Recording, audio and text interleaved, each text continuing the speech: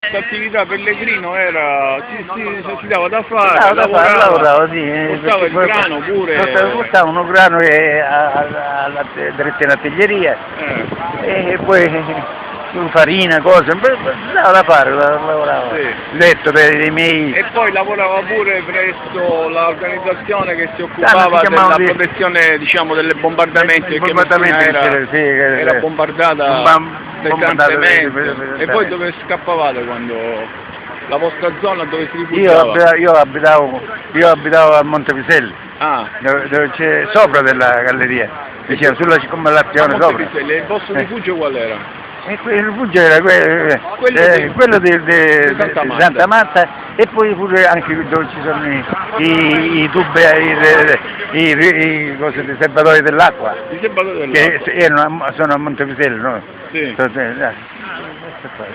Era in quella zona io abitavo. Quindi lei era bambino, quindi andava a scuola, le scuole erano chiuse, com'era? No, c'era, la scuola quando andavo io. Ma il 7 marzo non eravamo c'era già la Repubblica? Sì. Da 6 mesi c'era la Repubblica, il 2 giugno del 46 era la Repubblica, quindi qua i carabinieri quando hanno sparato è stata una cosa gravissima. Certo. Sparare sulla popolazione a 7 mesi alla Repubblica, poi gridando avanti Savoia, è stata una cosa gravissima. Ma per questo ha fatto scalpore anche in tutta Italia. C'era tutte queste, c'erano sempre manifestazioni, cose. Certo, erano spesso queste manifestazioni, vero? Certo. E quindi qua la piazza era tutta così o era com'era compiuta la piazza? Lei se la ricorda? Non me la ricordo perché qua il monumento c'era. Quale? Però non qua no. Quello là, il Nettuno era là. Sì, il Nettuno era là. Non c'era, era tutta la. Mi ricordo che c'era da me. Ci avviciniamo un po'. Non c'era così spassamento, tutto, allora c'era il tram quello vecchio, c'era, chiamavano chalet qua. Lo chalet, c'era il tram? Il tram non questo. Quello là fatto dai belgi, il primo tram. Il primo tram. La compagnia belga ha costruito il primo tram qua a Messina.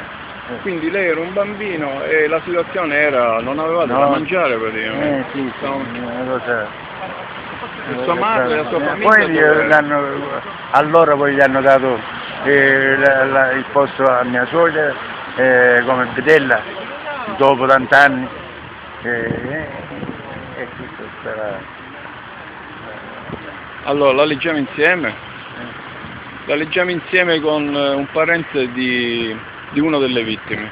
Il 7 marzo 1947 in questa piazza Giuseppe Lovecchio, Giuseppe Majorana, Biagio Pellegrino, nel corso di una pacifica dimostrazione popolare a difesa del diritto al lavoro, alla libertà, al progresso civile e sociale di Messina, restavano vittime della violenza di forze della reazione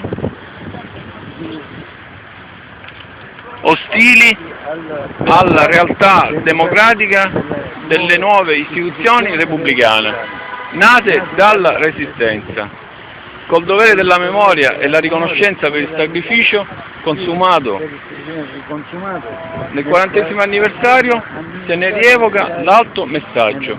Messina, 7 marzo 1987. Questa lapide non è mai stata inaugurata ufficialmente.